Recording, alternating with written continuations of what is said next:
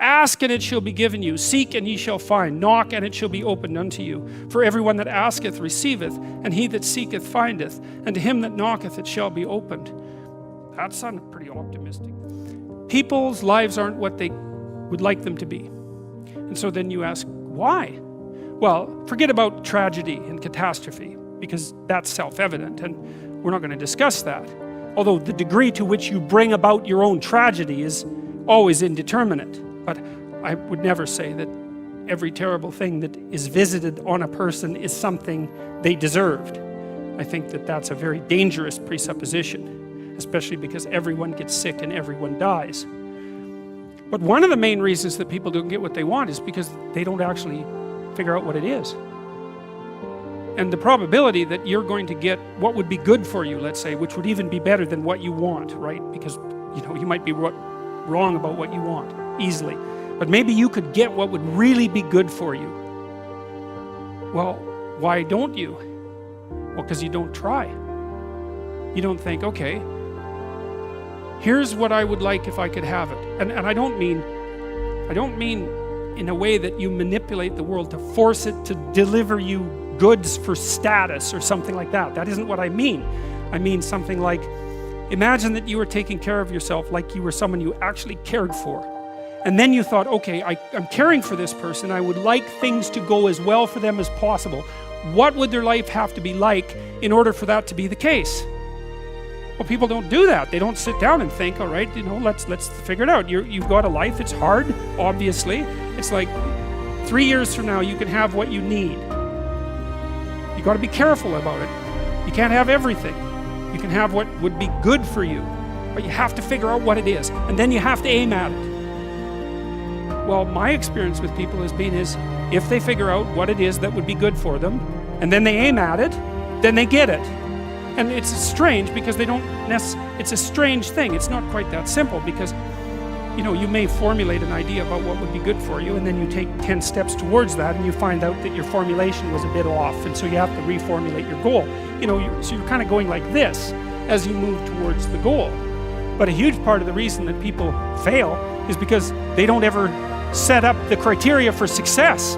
And so since success is a very narrow line and very unlikely, the probability that you're going to stumble on it randomly is 0. And so there's a proposition here, and the proposition is, if you actually want something, you can have it. Now the question then would be, well, what do you mean by actually want? And the answer is that you reorient your life in every possible way to make the probability that that will occur as certain as possible. And that's a sacrificial idea, right? It's like, you don't get everything. Obviously. But maybe you can have what you need. And maybe all you have to do to get it is ask. But the asking isn't a whim or today's wish. It's like, you have to be deadly serious about it. You have to think, okay, like I'm taking stock of myself. And if I was going to live properly in the world and I was going to set myself up such that being would justify itself in my estimation, and I don't mean as a harsh judge, exactly what is it that I would aim at? Well, one of the things I found is that in test of this theory, let's say, you could try this. This is a form of prayer, knocking.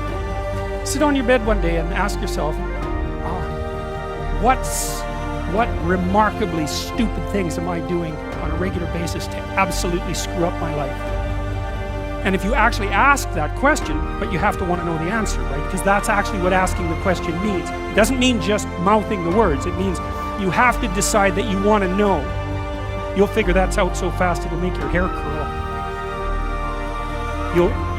It's as if Jung thought about this. He thought that people had 2 poles of consciousness, and one was the individual consciousness that we each identify with, and the other was something he called the self, and the self is you might think about it as the divine within. That's close enough approximation.